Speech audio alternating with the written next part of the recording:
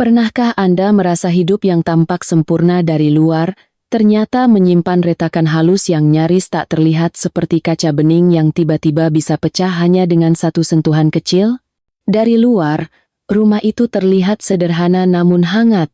Dindingnya bercat krem yang mulai kusam karena hujan Bandung di awal tahun 2024, suara hujan rintik di atas genteng seng, dan aroma kopi hangat yang selalu mengepul setiap pagi dari dapur kecilnya. Siapapun yang melewati rumah itu pasti akan berkata, betapa bahagianya keluarga kecil ini. Namun, apakah kebahagiaan yang tampak itu benar-benar utuh? Ratri, seorang perempuan berusia 34 tahun, adalah sosok yang sabar dan penuh kasih. Setiap hari ia bangun lebih awal daripada ayam berkokok, menyiapkan sarapan untuk anak perempuan sematawayangnya, Lestari, yang baru duduk di bangku SD kelas 3, dengan rambut hitam panjang yang sering digelung sederhana, wajah lembutnya memancarkan kehangatan seorang ibu yang penuh perhatian. Dalam pandangan orang kampung, Ratri adalah gambaran wanita Sunda yang ideal, rajin, ramah, dan setia. Suaminya, Arif, seorang insinyur muda yang bekerja di Pertamina, sering dipandang sebagai kebanggaan keluarga. Dengan seragam kerjanya dan langkah gagah setiap pagi menuju kantor, ia seolah membawa citra pria pekerja keras, tulang punggung rumah tangga. Suami Ratri itu beruntung sekali, punya gaji besar, masa depan cerah, begitu bisik-bisik tetangga. Ratri sering hanya tersenyum tipis mendengar pujian itu, seakan ingin percaya sepenuhnya namun jauh di dalam hatinya, ada rasa gelisah yang sulit ia jelaskan. Kehidupan mereka tampak teratur, pagi dengan sarapan sederhana, siang dengan pekerjaan dan sekolah, malam dengan makan bersama. Tapi sejak beberapa bulan terakhir, Arif mulai sering pulang larut malam. Alasannya selalu sama. Rapat mendadak, proyek penting, atau perjalanan kerja. Ratri yang dulu jarang mempertanyakan, kini mulai mencatat perubahan itu. Suatu malam, ketika hujan deras mengguyur Bandung, Ratri terbangun dari tidurnya karena suara getar ponsel Arif yang diletakkan di meja kecil dekat ranjang. Ia melihat layar yang berkedip singkat, sebuah pesan dari nomor tak dikenal, hanya menuliskan kata singkat namun mengguncang hati, "Aku tunggu besok, jangan lupa." Jantung Ratri berdegup kencang. Ia menoleh ke arah Arif yang tertidur pulas, napasnya teratur, wajahnya tampak tenang. Namun bagi Ratri, malam itu menjadi titik awal dari 1000 pertanyaan yang membebaninya. Apakah aku terlalu curiga? Atau memang ada sesuatu yang disembunyikan? Batinnya bertanya-tanya. Esok paginya, ketika Arif berangkat dengan tergesa, Ratri memandang punggung suaminya yang menjauh di balik pintu. Perasaan kosong mulai menyelinap. Ia mencoba menepis kecurigaan dengan kesibukan rumah tangga. Ia mengantar Lestari ke sekolah, lalu mampir ke pasar tradisional untuk membeli sayur segar. Di pasar itu, ia bertemu dengan Sulastri, sahabat lamanya yang dulu satu kelas SMA. Sulastri yang kini membuka kios sayur selalu menyapa hangat, "Ratri, kamu kelihatan pucat, capek ya?" Ratri hanya tersenyum, mencoba menutupi keresahannya. Iya, mungkin kurang tidur saja. Namun dalam hati, ia merasa ingin bercerita, ingin meluapkan gumpalan yang menyesakkan dadanya, tapi ia memilih diam, menahan semuanya sendiri. Hari-hari berjalan dengan pola yang sama, Arif makin sering absen di meja makan malam. Lestari mulai bertanya, "Mama, kenapa Papa jarang pulang?"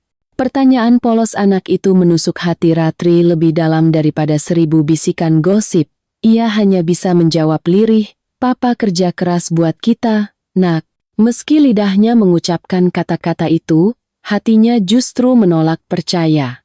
Suatu sore, ketika Ratri menjemur pakaian di halaman belakang, ia mendengar obrolan lirih tetangganya. Katanya ada proyek besar Pertamina di Jakarta, banyak yang dapat uang tambahan, ya. Sahut seorang ibu sambil menata jemurannya. Iya, tapi katanya juga ada yang main belakang, banyak pejabat kena kasus. Jawaban itu membuat tubuh Ratri kaku sejenak. Nama Pertamina yang disebut, Perusahaan tempat Arif bekerja tiba-tiba membuat pikirannya melayang. Apakah ada hubungannya dengan perubahan sikap Arif belakangan ini? Semakin hari, kecurigaan berubah menjadi bayangan gelap yang menutupi cahaya kecil dalam rumah tangga mereka. Ratri mencoba mencari jawaban dalam doa, bersimpuh di sajadah setiap malam, memohon kepada Tuhan agar diberi kekuatan. Ya Allah, jika benar ada yang disembunyikan, tunjukkanlah jalan terbaik untuk keluarga kecil ini, bisiknya sambil menahan air mata. Namun, justru di saat hatinya berdoa lebih kuat, Arif semakin jauh. Panggilan telepon yang sering ditolak, senyum yang terasa dipaksakan, bahkan aroma parfum asing yang menempel di bajunya membuat Ratri merasa asing dengan suami yang pernah ia kenal begitu dekat. Meski begitu, ia tetap berusaha mempertahankan ketenangan di hadapan anaknya.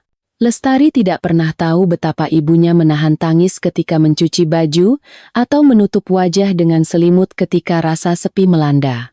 Bagi Lestari, mamanya tetap malaikat kecil yang selalu ada, dan Ratri berusaha sekuat tenaga menjaga peran itu. Kehidupan yang tampak tenang itu sebenarnya hanya permukaan. Di balik pintu kayu rumah kecil mereka, ada badai yang mulai berkumpul, badai yang kelak akan meruntuhkan segalanya. Tapi di awal tahun 2024 itu, Ratri masih berpegang pada secerca harapan bahwa mungkin semua hanya salah paham, bahwa mungkin suaminya tetap pria yang sama yang pernah berjanji sehidup semati. Namun, bukankah setiap badai selalu diawali dengan langit yang tampak mendung? Dan bukankah setiap pengkhianatan selalu dimulai dengan kebohongan kecil yang dibiarkan tumbuh? Sahabat pendengar, pernahkah Anda juga merasakan bahwa rumah tangga yang terlihat damai dari luar, sebenarnya menyimpan rahasia yang menggerogoti dari dalam? Apakah Anda percaya, doa seorang istri bisa menjadi cahaya yang membongkar kegelapan terbesar dalam hidup? Hujan bulan Februari di Bandung turun hampir setiap hari, seolah-olah langit pun ikut merasakan keresahan hati Ratri. Dingin udara menembus celah jendela, membuat lantai rumah terasa basah dan lembab. Namun, dingin itu tak seberapa dibanding rasa dingin yang perlahan merambat di dalam rumah tangganya. Hubungan yang dulu penuh kehangatan kini mulai kehilangan warna. Pagi itu, Ratri sedang melipat pakaian di ruang keluarga. Tangannya yang cekatan berhenti ketika ia menemukan selembar kertas kusut di saku celana kerja Arif. Ia merentangkannya dan membaca sebuah kwitansi dari restoran mewah di Jakarta. Jumlah nominal yang tercetak membuat dadanya sesak. Itu bukan jenis pengeluaran yang biasa dilakukan Arif, apalagi tanpa sepengetahuan dirinya. Ratri menggenggam kertas itu erat, napasnya terasa berat. Malam harinya, setelah menidurkan Lestari, ia menunggu Arif yang baru pulang. Wajah Arif tampak lelah, tapi Ratri sudah tak bisa menahan pertanyaan yang mengganjal. Dengan suara pelan namun bergetar, ia berkata, "Mas, aku nemu ini di celanamu. Kamu makan di restoran semewah ini dengan siapa?" Arif terdiam, matanya menghindari tatapan istrinya. Ia menarik napas panjang sebelum menjawab, "Itu urusan kerja, Rat. Makan dengan klien proyek. Kamu jangan khawatir." Ucapannya terdengar datar, seolah ia hanya membaca alasan dari naskah yang sudah ia siapkan. Ratri tidak membalas. Ia hanya menatap Arif lama, mencari kejujuran di matanya. Tapi yang ia temukan hanyalah dinding tinggi yang semakin sukar ditembus. Malam itu berlalu tanpa obrolan lebih lanjut. Namun di dalam hati Ratri, sebuah retakan kecil sudah terbentuk, dan setiap hari retakan itu semakin melebar. Hari-hari berikutnya menunjukkan perubahan yang lebih jelas. Arif semakin sering pulang larut malam. Kadang ia beralasan ada rapat mendadak, kadang harus menemui kolega. Ponselnya pun kini seakan menjadi dunia tersendiri. Ia selalu menaruhnya dekat, bahkan dibawa ke kamar mandi. Ratri yang dulu percaya penuh, kini mulai memperhatikan setiap detail kecil itu. Suatu malam, ponsel Arif bergetar di meja makan saat mereka sedang menyantap makan malam. Nama pengirim tidak tersimpan, hanya angka. Arif buru-buru mengambil ponsel itu, menekan tombol dan meletakkannya kembali. Senyum paksa ia tampilkan, tapi jelas terlihat ketegangan di wajahnya. Lestari yang duduk di samping ibunya bertanya polos. "Papa, kenapa buru-buru sekali? Itu siapa?" Arif mengelus kepala anaknya, lalu berkata singkat, "Teman kerja, sayang." Dan percakapan pun berhenti di situ. Tapi bagi Ratri, jawaban itu tak lebih dari penghapus sementara di papan tulis yang masih menyisakan bekas. Ketegangan semakin terasa. Ratri berusaha menutupi dari anaknya, tapi seorang ibu tak bisa berbohong pada mata kecil yang selalu jujur. Suatu sore, Lestari memeluk ibunya erat-erat.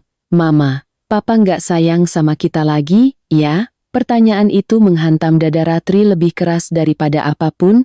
Ia tersenyum sambil menahan air mata. "Papa sayang, Nak. Papa cuma capek." Tapi kalimat itu terasa pahit di lidahnya. Kesedihan itu akhirnya ia bagi pada sahabatnya, Sulastri. Di pasar, di antara bau sayur segar dan suara pedagang yang ramai, Ratri menceritakan semua dengan suara serak. "Las, aku takut. Aku nemu kwitansi restoran mahal, sering pulang malam. Telepon gak jelas. Aku takut kehilangan dia." Sulastri menepuk tangan Ratri dengan lembut. "Rat, kamu harus kuat. Kalau ada yang salah, kamu berhak tahu. Jangan pendam sendiri, kamu harus bicara." Kata-kata sahabat itu menyalakan sedikit keberanian. Malam itu, saat Arif mandi, Ratri mengambil ponselnya. Tangannya gemetar, jantungnya berdegup kencang. Ia membuka pesan yang masuk. Di sana, ada nama seorang perempuan, Maya. Pesan terakhir membuat tubuhnya lemas. "Terima kasih untuk malam kemarin. Aku merasa sangat dihargai bersamamu." Ponsel terjatuh dari tangannya, membentur meja dengan bunyi pelan. Air matanya jatuh tanpa bisa ditahan. Dunia yang ia bangun selama bertahun-tahun dengan penuh cinta kini runtuh dalam sekejap. Arif keluar dari kamar mandi, melihat Ratri yang terisak. Ia segera tahu apa yang terjadi. "Rat, jangan salah paham. Maya itu, dia cuma teman. Aku cuma bantu dia." Suaranya panik, matanya tak berani menatap langsung. "Teman? Bantu? Dengan cara begitu?" Suara Ratri pecah, menembus kesunyian malam. "Kamu bukan hanya mengkhianati aku, Mas. Kamu juga mengkhianati anak kita. Apa arti semua janji yang pernah kamu ucapkan dulu?" Arif terdiam. Tak ada jawaban yang bisa membenarkan. Malam itu, Ratri duduk lama di ruang tamu. Di hadapannya, foto keluarga mereka yang tergantung di dinding seolah menatap dengan senyum palsu. Foto itu diambil di pantai Pangandaran, ketika mereka masih tertawa bersama, ketika kebahagiaan masih nyata. Apakah senyum itu sudah hilang selamanya? Bisiknya. Hari-hari setelahnya semakin sunyi. Arif lebih banyak diam saat di rumah. Ratri tak lagi mencoba bertanya. Ia memilih menumpahkan segalanya dalam doa. Setiap malam ia bersimpuh, menengadahkan tangan. "Ya Allah, kuatkan aku. Jika ini jalan yang harus aku lalui, jangan biarkan aku hancur. Lindungi anakku dari luka yang tak pantas ia rasakan." Di luar, kehidupan berjalan seperti biasa. Tetangga masih tersenyum, pasar masih ramai, hujan masih turun. Tapi di dalam rumah itu, cinta perlahan kehilangan suaranya. Retakan-retakan kecil kini menjadi jurang yang membelah dua hati. Namun badai yang sesungguhnya belum datang. Semua ini hanyalah permulaan. Karena tak lama lagi, bukan hanya rumah tangga Ratri yang akan diguncang, melainkan seluruh negeri. Skandal besar Pertamina mulai mencuat, dan nama Arif perlahan ikut terseret. Ratri belum tahu bahwa pengkhianatan pribadi ini hanyalah bayangan kecil dari pengkhianatan yang jauh lebih besar, pengkhianatan terhadap tanah air. Suasana rumah Ratri kini berubah menjadi ruang hampa. Senyum, canda, dan tawa seakan terkubur oleh rahasia yang tak lagi bisa ia sangkal. Dalam kesunyian itu, hanya doa yang menjadi pelita, menuntunnya melewati gelap yang semakin pekat. Bandung yang biasanya riuh oleh hiruk-pikuk kota, mendadak dipenuhi bisik-bisik yang sama, berita tentang kasus besar di Pertamina. Awalnya hanya desas-desus, kabar samar yang beredar di warung kopi atau obrolan tetangga di pasar. Namun semakin hari, semakin jelas, media nasional mulai menurunkan tajuk utama, televisi menyiarkan gambar pejabat-pejabat tinggi dengan wajah tertunduk, dan angka kerugian negara yang fantastis terpampang di layar kaca. Ratri duduk di ruang tamu sore itu, menonton berita sambil memeluk Lestari yang sedang menggambar. Matanya membeku ketika penyiar berita menyebut, dugaan korupsi besar-besaran melibatkan sejumlah pejabat dan insinyur Pertamina, termasuk nama Arief Prasetyo. Nama itu menusuk telinganya seperti kilat yang menyambar di siang bolong. Tangannya refleks meraih remote, menurunkan volume, tapi suara penyiar itu tetap bergema di kepalanya. Lestari menoleh polos, "Mama, kenapa Mama pucat?" Ratri segera tersenyum kaku, "Nggak apa-apa nak, lanjut gambar ya." Tapi di dalam dadanya, ada ketakutan yang tak pernah ia bayangkan. Malam itu, Arief pulang lebih larut dari biasanya. Wajahnya tegang, matanya merah, jaketnya basah oleh gerimis. Tanpa banyak bicara, ia langsung masuk kamar. Ratri mengikutinya dengan hati yang gemetar. "Mas, aku lihat berita sore tadi. Namamu disebut. Apa benar?" Suaranya lirih, hampir tak terdengar. Arief terdiam lama. Bahunya naik turun, seakan menahan beban yang terlalu berat.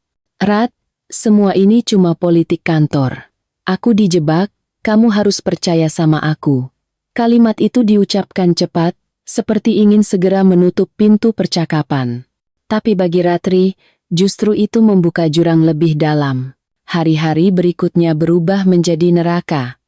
Rumah mereka dikerubungi wartawan, tetangga mulai berbisik-bisik setiap kali Ratri lewat. Di pasar, ia bisa merasakan tatapan orang-orang yang dulu memuji keluarganya kini berubah jadi iba bercampur sinis. "Itu istrinya Arief, kan?" Katanya suaminya kena kasus miliaran. Suara lirih itu menusuk lebih dalam daripada sebilah pisau. Ratri mencoba bertahan, menjaga anaknya agar tetap bersekolah, tetap tersenyum, meski hatinya hancur. Ia tahu, badai yang datang ini lebih besar daripada sekadar perselingkuhan. Suaminya bukan hanya menghancurkan pernikahan mereka, tetapi juga menyeret nama keluarga dalam aib nasional. Suatu malam, ia tak tahan lagi. Ia mendekati Arief yang duduk termenung di teras. "Mas, kenapa kamu tega melakukan ini? Uang haram itu, apa kamu nggak ingat kita, nggak ingat Lestari?" Suaranya pecah, matanya basah. Arief menatap jauh ke jalan yang gelap, lalu menghela napas berat. "Aku cuma ingin kita hidup lebih baik, Rat. Aku nggak mau kamu dan anak kita susah terus. Aku pikir, kalau aku ambil sedikit, nggak akan ada yang tahu." "Sedikit?" Ratri menahan tangisnya. "Itu bukan sedikit, Mas. Itu pengkhianatan. Kamu nggak cuma mengkhianati aku, tapi juga tanah air kita. Kamu sadar nggak?" Arief menunduk, tak ada lagi alasan yang bisa ia ucapkan. Hanya kesunyian panjang, ditemani suara hujan yang kembali turun, seakan langit pun ikut menangis. Sejak saat itu, Ratri merasa beban di pundaknya makin berat. Ia bukan hanya harus menjadi ibu yang menjaga Lestari dari cibiran, tetapi juga menjadi benteng dari ambruknya harga diri keluarga.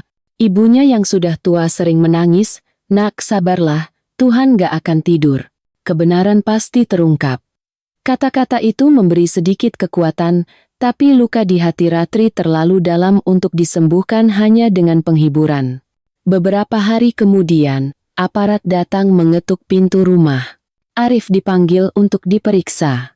Pemandangan itu menjadi tontonan tetangga. Seorang insinyur Pertamina yang dulu dielu-elukan, kini berjalan dengan wajah muram diapit dua petugas. Ratri berdiri kaku di depan pintu, menahan air mata di hadapan semua orang. Ia merasa bumi berguncang di bawah kakinya. Lestari berlari kecil ke arah ibunya, memeluk erat. "Mama, Papa kenapa dibawa orang?" Suara polos itu membuat dada Ratri sesak. Ia hanya bisa membelai rambut anaknya, tanpa sanggup menjawab. Malam berikutnya, rumah mereka sunyi seperti rumah kosong. Tak ada lagi suara pintu dibuka dengan tergesa, tak ada lagi aroma parfum Arif yang asing. Hanya ada Ratri dan Lestari yang saling menguatkan. Ratri duduk lama di ruang tamu, menatap langit-langit rumah. Ia teringat kembali malam-malam penuh doa, ketika ia memohon agar kebenaran ditunjukkan. Dan kini, jawaban itu datang, tapi dengan cara yang begitu menyakitkan. Ia tahu, perjalanan ini belum berakhir. Jalan ke depan masih panjang, penuh duri, dan mungkin lebih gelap dari apapun yang pernah ia hadapi. Namun di balik semua itu, ada satu hal yang ia yakini, bahwa Tuhan tidak pernah meninggalkan orang yang teraniaya.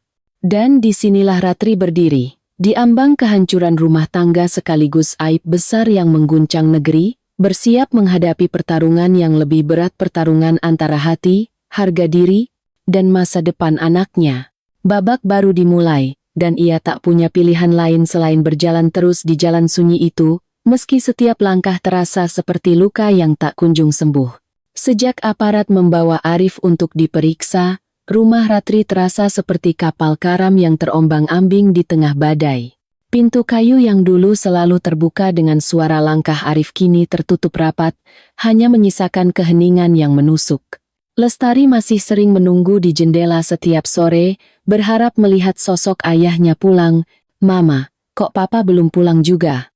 Pertanyaan itu membuat dada Ratri semakin berat setiap kali ia harus mengelus rambut anaknya dan menjawab, "Papa sedang kerja jauh, Nak." Namun dalam hatinya, Ratri tahu kebohongan kecil itu hanya sementara. Ia tak ingin anak sekecil Lestari menanggung beban aib ayahnya. Baginya, menjaga hati anak lebih penting daripada kebenaran yang terlalu pahit. Malam itu, setelah menidurkan Lestari, Ratri duduk di ruang tamu. Hujan turun deras, angin menampar jendela, dan lampu temaram menggantung seperti saksi bisu. Ia menatap foto pernikahannya yang tergantung di dinding foto di mana Arif tersenyum penuh kebanggaan, memegang tangannya dengan erat. Air mata Ratri jatuh membasahi pipinya. "Mengapa semua bisa berubah secepat ini?" gemam Nia. Beberapa hari kemudian, Arif dibebaskan sementara untuk menunggu proses hukum. Ia pulang dengan wajah kusut, matanya cekung, rambutnya berantakan. Begitu membuka pintu, ia mendapati tatapan tajam Ratri yang bercampur antara rindu, marah, dan kecewa. "Mas," suara Ratri pecah, "aku nggak butuh penjelasan panjang. Aku cuma mau tahu, semua yang mereka katakan itu benar?" Arif terdiam lama. Ia menjatuhkan tubuhnya di kursi, menutupi wajah dengan kedua tangan.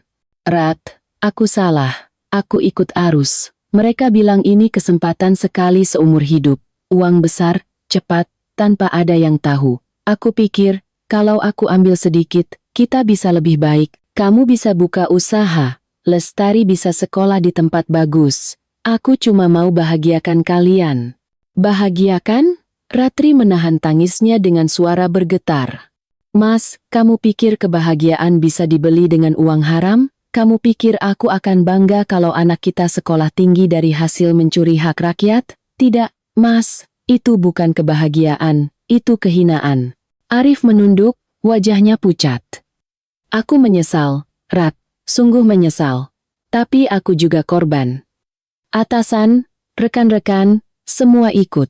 Kalau aku menolak, aku disingkirkan. Lebih baik disingkirkan daripada jadi pengkhianat, Mas." Suara Ratri meninggi. Air matanya tumpah tanpa bisa ditahan. "Kamu bukan hanya mengkhianati aku dengan perempuan itu, tapi juga tanah airmu. Kamu tega bawa aib sebesar ini ke dalam rumah kita? Apa kamu nggak pikir bagaimana Lestari harus menanggung nama belakangmu?" Suasana rumah malam itu dipenuhi suara hujan deras dan tangisan tertahan. Lestari yang mendengar keributan keluar dari kamar, matanya masih mengantuk. "Mama, Papa, jangan berantem," katanya polos sambil memeluk kaki ibunya. Ratri segera mengangkat anaknya, menenangkannya, sementara Arif hanya bisa menunduk malu. Sejak saat itu, hubungan mereka tak lagi sama. Ratri menjalani hari-harinya seperti robot, bangun, memasak, mengantar Lestari sekolah, menjemur pakaian, lalu duduk termenung memikirkan masa depan. Di luar rumah, tatapan sinis tetangga semakin menusuk. Ada yang pura-pura ramah, tapi begitu ia lewat, bisikan terdengar jelas. Itu istrinya insinyur Pertamina itu, ya? Suaminya kena kasus miliaran, katanya juga ada perempuan lain. Ratri menunduk, pura-pura tak dengar, tapi setiap kata itu menorehkan luka. Ibunya yang tinggal di kampung sering menelepon sambil menangis. "Nak, pulang saja kalau sudah tak kuat. Di sini rumahmu masih ada." Namun Ratri masih bertahan, bukan karena cinta pada Arif yang sudah retak, melainkan karena ia ingin menjaga sisa martabat yang ia miliki di mata anaknya. Arif, di sisi lain, semakin jarang bicara. Ia lebih sering duduk termenung di teras, merokok tanpa henti, matanya kosong menatap gelap malam. Kadang ia mencoba mendekati Ratri, tapi jarak di antara mereka sudah terlalu lebar. "Rat, aku tahu aku salah. Tapi bisakah kita mulai lagi dari awal? Aku janji akan berubah." Ratri menatapnya dengan mata yang penuh luka. "Mas, kata-kata janji itu sudah nggak ada artinya lagi.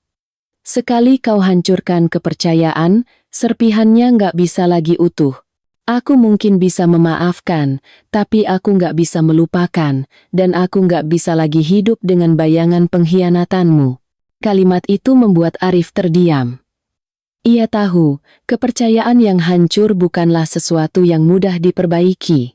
Puncaknya terjadi ketika Lestari pulang sekolah dengan wajah murung. Ia meletakkan tasnya dan memeluk ibunya erat-erat. "Mama, teman-temanku bilang papa pencuri. Mereka nggak mau main sama aku lagi." Suara anak kecil itu menusuk lebih dalam daripada 1000 pisau. Ratri menangis sejadi-jadinya, sementara Arif hanya bisa berdiri kaku, wajahnya hancur. Malam itu, Ratri duduk bersama ibunya melalui panggilan telepon panjang. "Nak, jangan biarkan hidupmu terkubur oleh kesalahan suamimu, kamu masih muda, masih punya masa depan. Anakmu butuh kamu yang kuat, bukan kamu yang patah." Kata-kata ibunya menjadi cahaya kecil yang menuntunnya keluar dari kegelapan. Beberapa hari kemudian, dengan hati yang berat, Ratri menulis surat cerai. Tangannya gemetar saat pena menari di atas kertas, setiap kata seperti belati yang menggores hatinya sendiri. Tapi ia tahu, ini adalah satu-satunya jalan untuk menyelamatkan dirinya dan anaknya dari kehancuran yang lebih dalam. Ketika surat itu ia serahkan pada Arif, pria itu terdiam lama. Matanya berkaca-kaca, wajahnya hancur. "Rat, jangan lakukan ini. Aku butuh kamu. Aku butuh Lestari." Ratri menatapnya dengan mata yang basah tapi tegas. "Mas, kamu sudah kehilangan kami sejak lama. Bukan karena aku pergi, tapi karena kamu sendiri yang meninggalkan kami demi ambisimu. Aku cuma mengakhiri sesuatu yang sebenarnya sudah berakhir." Arif jatuh berlutut, menangis untuk pertama kalinya di hadapan Ratri. Tapi air mata itu tak mampu menghapus luka yang sudah terlalu dalam. Sejak malam itu, Ratri mulai mengemasi barang-barangnya. Ia menyiapkan koper kecil, pakaian secukupnya, buku sekolah Lestari, dan beberapa foto kenangan. Rumah yang dulu penuh cinta kini hanya menyisakan dinding dingin yang penuh bayangan. Lestari menggenggam tangan ibunya. "Mama, kita mau kemana?" Ratri mengusap pipi anaknya dan tersenyum pahit. "Kita pulang, Nak. Pulang ke tempat yang lebih aman." Di luar, hujan masih turun, seakan langit belum puas menangisi rumah tangga yang runtuh. Arif berdiri di ambang pintu, wajahnya hampa, menatap istri dan anaknya yang melangkah pergi. Ratri tidak menoleh lagi. Ia tahu, langkah kakinya mungkin berat, tapi itu adalah langkah menuju kebebasan, menuju hidup baru yang meski penuh ketidakpastian, setidaknya bebas dari pengkhianatan. Namun, perjalanan Ratri tidak berakhir di sana. Apa yang menantinya di kampung halaman bukan sekadar ketenangan, melainkan perjuangan panjang untuk membangun kembali hidup dari reruntuhan. Dan di balik semua itu, bayangan skandal Pertamina masih terus menghantui. Karena nama Arif belum selesai diberitakan, dan setiap kali berita itu muncul, hati Ratri kembali diuji.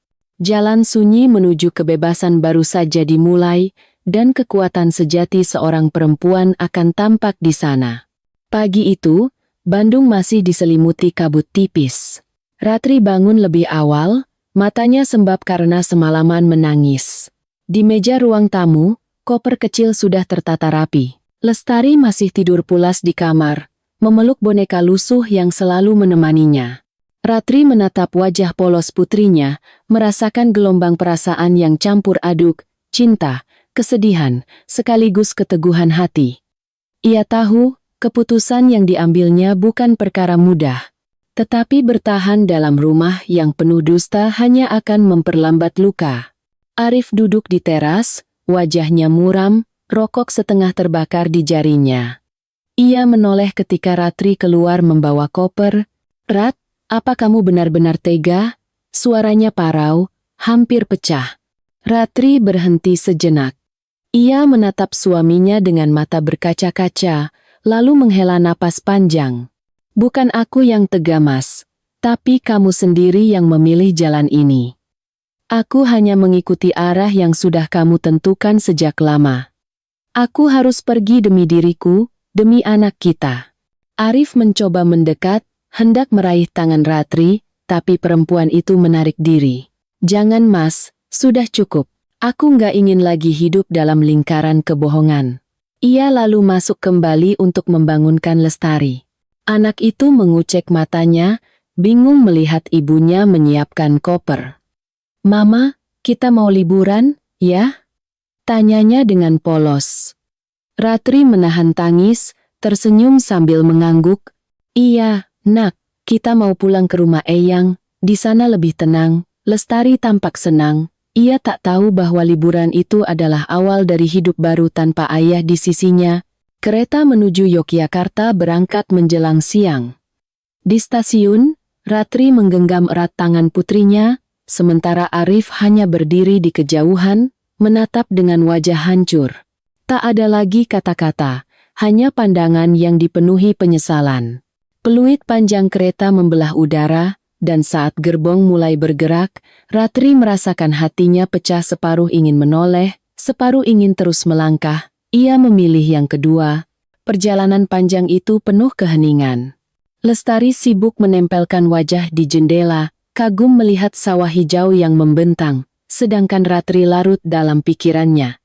Ia memandang keluar, namun pikirannya sibuk menyusun rencana. "Aku harus kuat. Aku harus mulai dari awal. Hidupku tidak boleh berakhir di sini," batinnya berulang-ulang. Setibanya di kampung halaman, disambut aroma tanah basah dan udara desa yang segar, ibunya langsung memeluk erat. "Nak, kamu sudah pulang. Syukurlah." Air mata keduanya tumpah bercampur, tanpa banyak kata. Lestari ikut memeluk neneknya, tertawa kecil, tanpa benar-benar memahami kepedihan yang sedang menimpa keluarganya. Hari-hari pertama di desa terasa aneh. Ratri terbiasa dengan hiruk-pikuk Bandung, kini harus menyesuaikan diri dengan kesederhanaan kampung. Namun di balik itu, ia merasakan kedamaian yang sudah lama hilang. Tak ada lagi suara bisikan tetangga yang mencibir, tak ada lagi wartawan yang mengepung rumah. Hanya ada suara ayam berkokok di pagi hari dan adzan maghrib yang menggema dari surau kecil di ujung jalan. Untuk mengisi waktunya, Ratri membantu ibunya berjualan di warung kecil depan rumah. Meski hanya menjual kebutuhan harian seperti beras, gula, dan minyak, ia merasa ada ketenangan dalam setiap langkah. Lestari juga mulai sekolah di SD desa, meski sederhana, wajahnya tetap ceria. "Mama, di sini aku punya teman baru. Mereka baik," katanya setiap pulang. Senyum anak itu menjadi penguat terbesar bagi Ratri. Namun, bayangan Arif masih sering menghantui. Berita tentang skandal Pertamina terus bergulir di televisi. Nama Arif disebut berulang kali, wajahnya terpampang di layar kaca dengan label tersangka. Setiap kali itu terjadi, dada Ratri terasa ditusuk. Ia segera mematikan televisi, khawatir Lestari akan bertanya. Malam-malam sepi di desa sering membuatnya larut dalam ingatan. Ia teringat masa-masa awal pernikahan. Janji Arif untuk selalu setia, tawa mereka saat berbulan madu, impian sederhana membesarkan anak bersama. Semua itu kini terasa jauh, seperti mimpi yang pecah berkeping-keping. Suatu malam, di teras rumah desa yang diterangi lampu minyak, ibunya duduk di sampingnya. "Nak, hidup memang tidak selalu sesuai harapan. Kadang kita dipaksa melepaskan, bukan karena kita lemah, tapi karena Tuhan ingin kita lebih kuat. Jangan menoleh ke belakang terus, fokuslah pada langkah ke depan." Ratri menunduk, menggenggam tangan ibunya. "Bu, aku takut. Aku nggak tahu harus bagaimana membesarkan Lestari sendirian. Aku nggak punya apa-apa." Ibunya tersenyum lembut. "Kamu punya cinta. Dan cinta seorang ibu bisa menghidupi 1000 kekurangan. Percayalah, Nak. Tuhan akan cukupkan untukmu." Kata-kata itu menjadi penguat. Ratri mulai berpikir lebih jauh. Ia tak bisa hanya bergantung pada warung ibunya. Ia ingin mandiri, membangun sesuatu untuk masa depan Lestari. Dengan modal kecil dari tabungan dan bantuan sahabatnya Sulastri yang sering mengirim kabar dari Bandung, Ratri mulai membuat kue basah untuk dijual di pasar pagi. Pagi-pagi sekali, ia bangun menanak ketan, membuat klepon, lemper, dan kue cucur. Dengan keranjang bambu di tangan, ia berjalan ke pasar, menawarkan dagangannya. Awalnya hanya sedikit yang terjual, tapi lama-kelamaan, orang mulai mengenal kue buatannya yang enak. "Ini buatan Bu Ratri, loh. Dijamin enak dan bersih." Bisik-bisik positif itu membuat hatinya hangat. Setiap kue yang ia jual bukan hanya sumber penghasilan, tapi juga simbol bahwa ia bisa berdiri kembali. Meski sederhana, ia merasa terhormat bisa memberi nafkah dari keringatnya sendiri. Setiap rupiah yang ia dapatkan adalah bukti bahwa ia tidak lagi terikat pada bayangan masa lalu. Namun, cobaan tidak berhenti di situ.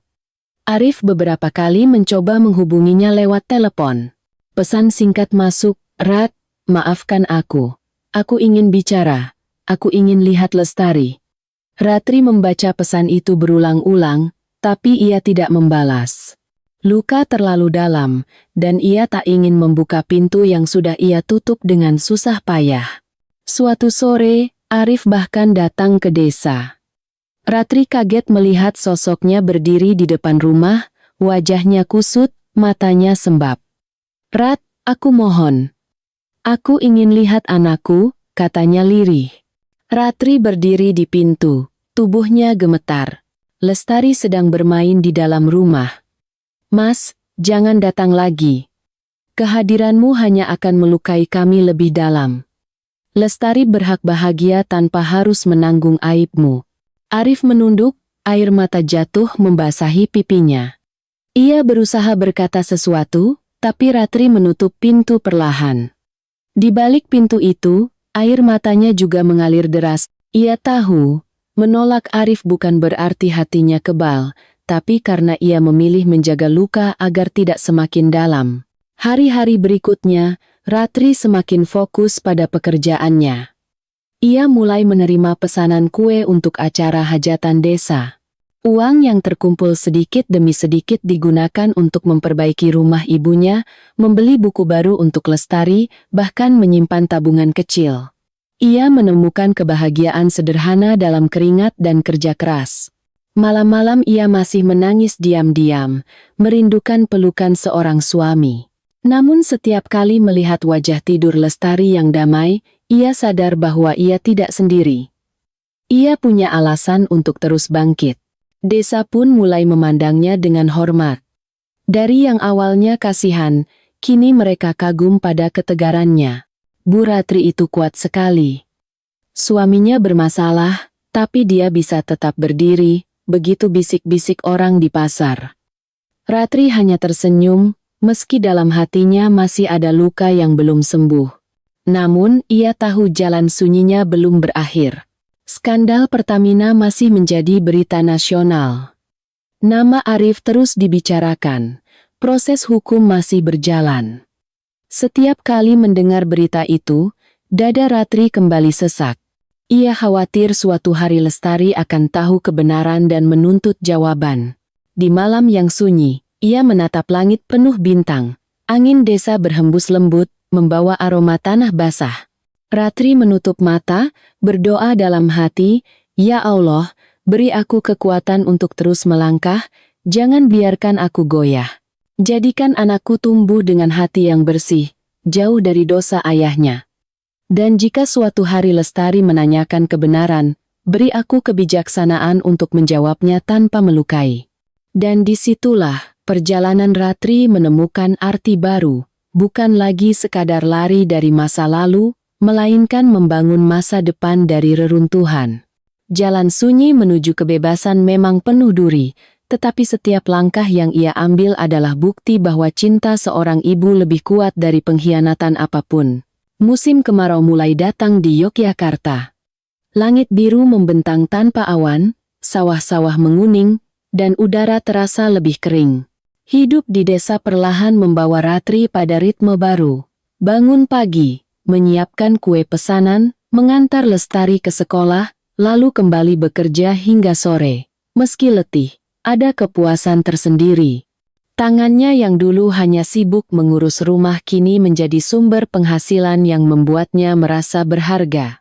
Tetapi meski hidup berjalan, bayangan masa lalu masih sesekali menyusup. Berita tentang skandal Pertamina belum juga reda. Nama Arif tetap menghiasi media, proses persidangan berjalan panjang. Setiap kali mendengar namanya disebut, hati Ratri kembali bergetar. Ia memilih mematikan televisi, tapi tetangga sering membawa kabar itu. "Katanya suamimu bakal dihukum belasan tahun, Bu Ratri," ujar seorang ibu di pasar dengan nada prihatin. Ratri hanya tersenyum kaku, menunduk, lalu berlalu tanpa menanggapi. Malam-malam panjang ia habiskan di teras rumah bersama ibunya. Di bawah cahaya lampu minyak, suara jangkrik menemani. "Bu," katanya lirih suatu malam. "Apa aku terlalu keras pada Arif? Apa aku salah sudah meninggalkannya?" Ibunya menggenggam tangannya. "Nak, jangan salahkan dirimu. Kamu sudah berusaha. Justru kamu berani mengambil langkah yang benar. Ada kalanya cinta harus dilepas demi menjaga martabat. Itu bukan kelemahan, tapi kekuatan." Kata-kata itu membuat Ratri menitikkan air mata, tapi juga memberi ketenangan. Di sekolah, Lestari mulai tumbuh jadi anak yang cerdas. Ia sering membawa pulang nilai bagus dan cerita tentang teman-temannya. "Mama, Bu Guru bilang aku pintar membaca puisi," katanya sambil tersenyum lebar. Ratri mengusap kepala anaknya dengan bangga. "Mama bahagia dengar itu, Nak. Kamu harus terus semangat belajar, ya, hidupmu masih panjang." Dalam sorot mata anaknya, Ratri menemukan alasan untuk terus melangkah. Suatu sore, ketika Ratri sibuk menata kue pesanan, seorang sahabat lamanya, Sulastri, datang dari Bandung. Mereka berpelukan erat, melepas rindu. "Rat, aku bangga sama kamu," kata Sulastri. "Kamu bisa bangkit. Di Bandung semua orang masih heboh soal kasus Arif, tapi aku lihat kamu malah semakin kuat." Ratri tersenyum pahit. "Aku tidak punya pilihan selain kuat, Las. Kalau aku jatuh, siapa yang akan menjaga anakku?" Mereka berbincang lama, mengenang masa lalu, hingga Sulastri berkata, "Kadang pengkhianatan memang menyakitkan, tapi juga membuka jalan baru. Tanpa itu, mungkin kamu masih terjebak dalam lingkaran yang sama. Sekarang kamu bisa menemukan dirimu sendiri." Kata-kata itu membekas dalam hati Ratri. Ia mulai melihat luka bukan hanya sebagai kehancuran, tapi juga pintu menuju kebebasan. Beberapa bulan kemudian, kabar datang bahwa Arif resmi dijatuhi hukuman. Ratri membaca berita itu dengan hati campur aduk. Ada rasa lega karena semuanya sudah jelas. tapi juga rasa iba pada seorang pria yang dulu pernah ia cintai begitu dalam. Ia duduk di kamar, menatap foto lama pernikahan mereka, lalu berbisik lirih, "Semoga kamu menemukan jalanmu sendiri, Mas. Aku sudah memilih jalanku, dan itu bukan lagi bersamamu." Hari-hari terus berjalan, dan Ratri semakin mantap dengan hidup barunya. Warung kuenya makin dikenal, ia mulai menerima pesanan dari desa tetangga. Penghasilannya cukup untuk menabung, bahkan memperbaiki rumah ibunya. Lebih dari itu, ia menemukan harga diri yang sempat hilang. Bukan lagi istri dari seorang insinyur Pertamina, bukan lagi bayangan dari suaminya, tapi dirinya sendiri seorang perempuan mandiri yang bisa berdiri di atas kakinya sendiri. Di tengah perjalanan itu, ia sering merenung. Ia sadar bahwa pengkhianatan yang ia alami mengajarkannya banyak hal. Bahwa cinta tanpa kejujuran hanyalah fata morgana, bahwa uang haram tak pernah membawa berkah, dan bahwa kekuatan seorang ibu bisa melampaui badai sebesar apapun. Suatu malam, ia menulis sebuah catatan kecil di buku hariannya. "Aku pernah menjadi istri yang dikhianati, perempuan yang dipermalukan, tapi aku juga menjadi ibu yang bertahan. Dari semua luka, aku belajar bahwa kebahagiaan tidak bergantung pada orang lain." Ia lahir dari keberanian untuk memilih jalan yang benar, meski pahit, dan aku memilih kebebasan. Catatan itu ia simpan rapi, berharap suatu hari nanti Lestari bisa membacanya, agar anaknya tahu bahwa ibunya tidak pernah menyerah. Hari demi hari, hidup Ratri semakin stabil. Ia menemukan kedamaian dalam kesederhanaan, dalam doa yang ia panjatkan setiap malam, dalam tawa kecil anaknya yang terus memberi semangat. Meski jalan yang ia tempuh sunyi, ia tahu itu adalah jalan yang benar. Dan ketika senja turun, langit desa memerah. Ratri berdiri di halaman rumah bersama Lestari. Mereka menatap matahari tenggelam. "Mama," kata Lestari, "aku ingin besar nanti jadi orang baik, bukan orang kaya saja." Ratri tersenyum, air mata menetes tanpa terasa. "Itu doa Mama juga, Nak, karena jadi orang baik lebih mulia daripada jadi orang kaya yang lupa diri." Kisah hidup Ratri pun menutup satu bab penting. Dari seorang istri yang dikhianati, ia bertransformasi menjadi perempuan yang kuat dan mandiri. Dari reruntuhan cinta, ia menemukan jati diri. Dan dari pengkhianatan, ia memetik pelajaran paling berharga, bahwa martabat dan kejujuran adalah pondasi sejati kehidupan. Sahabat pendengar di kanal Cerita yang Menyentuh, kisah ini mengingatkan kita bahwa cinta tanpa kejujuran hanyalah ilusi, dan pengkhianatan sekecil apapun bisa menghancurkan segalanya. Tetapi selalu ada jalan untuk bangkit, selalu ada cahaya dalam doa dan keteguhan hati. Jika cerita ini menyentuh hati Anda, jangan lupa untuk subscribe, aktifkan lonceng notifikasi, dan bagikan kisah ini, agar semakin banyak orang bisa belajar dari perjalanan Ratri. Bersama Cerita yang Menyentuh, mari kita terus menemukan kekuatan dalam setiap luka dan harapan dalam setiap kisah kehidupan.